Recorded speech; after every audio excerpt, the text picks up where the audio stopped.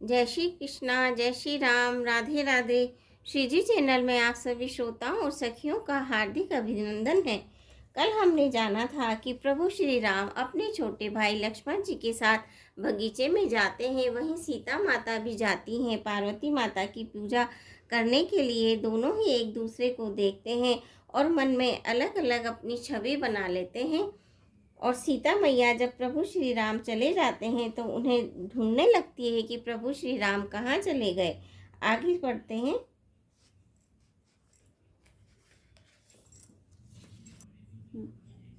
लता भवन ते प्रकट भय ते ही अवसर दो भाई, निक से जनु जुग विमल विदु जलद पलट पटल बिल गाई, सियापति रामचंद्र की जय।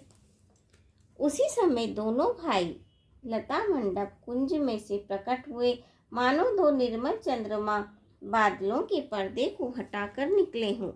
दोनों सुंदर भाई शोभा की सीमा है।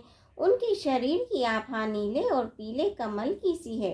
सिर पर सुंदर मोर पंख सुशोभित है।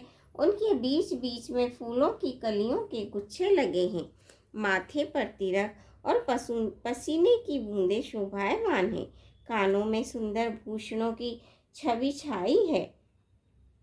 टेढ़ी भुएं और घुंघराले बाल हैं। नए लाल कमल के समान लाल नेत्र है।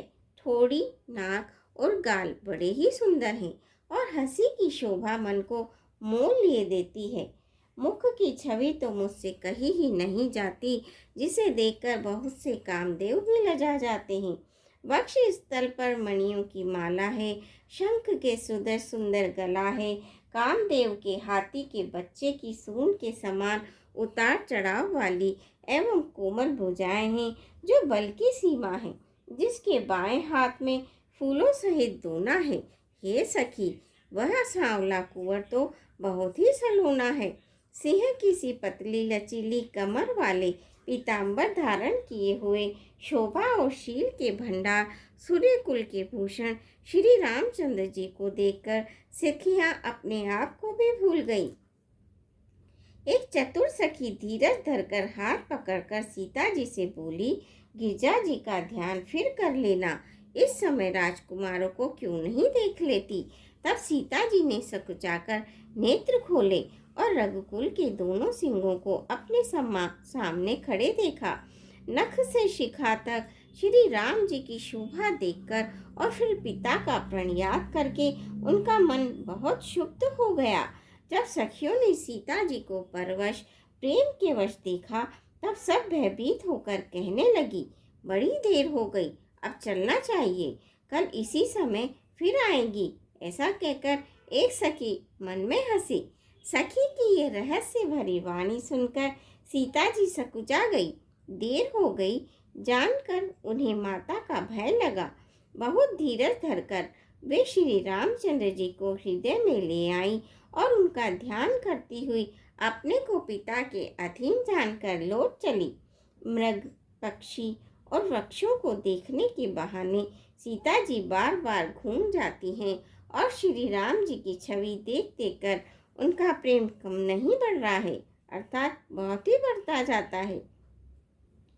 शिवजी के धनुष को कठोर जानकर वे विसूरती मन में विलाप करती हुई हृदय में श्री राम जी की सांवली मूर्ति को रखकर चली। शिवजी के धनुष की कठोरता का स्मरण आने से उन्हें चिंता होती थी कि ये सुकुमार रघुनाथ जी उसे कैसे तोड़ेंगे। पिता की प्रण की स्मृति से उनके हृदय में शोभ था ही, इसीलिए मन में विलाप करने लगी। प्रेमवश ऐश्वर्य की स्मृति खो जाने से ऐसा ही हुआ। फिर भगवान के बल का स्मरण आते ही वे हर्षित हो गई और सांवली छवि को हृदय में धारण करके चली। प्रभु श्री राम जी ने जब सुख, स्नेह, शोभा और गुणों की खान श्री जानकी जी को जाते हुए जाना, तब परम प्रेम की कोमल सियाई बनाकर उनके स्वरूप को हमने सुंदर चित्ररूपी भित्ति पर चित्रित कर लिया।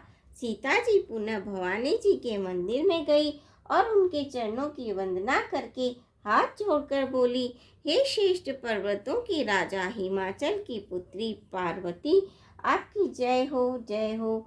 हे महादेव जी के मुख रूपी चंद्रमा की चकोरी आपकी जय हो। हे हाथी के मुख वाले गणेश जी और 6 मुख वाले स्वामी कार्तिक जी की माता है जगत जननी, हे बिजली की सी कांति युक्त शरीर वाली आपकी जय हो। आपका न आदि है, न मध्य है और न अंत है। आपके असीम प्रभाव को वेद भी नहीं जानते। आप संसार को उत्पन्न, पालन और नाश करने वाली है, विश्व को मोहित करने वाली और स्वतंत्र रूप से विहार करने वाली है। पति देवता सुते महु मातु प्रथम तव रेख, महिमा मित न सकही कही सहस शारदा शेष।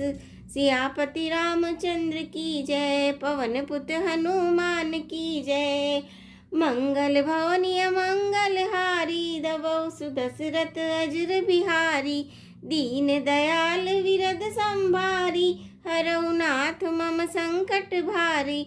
श्रोता, आज के लिए बस इतना ही। कल फिर आपसे भेंट होगी।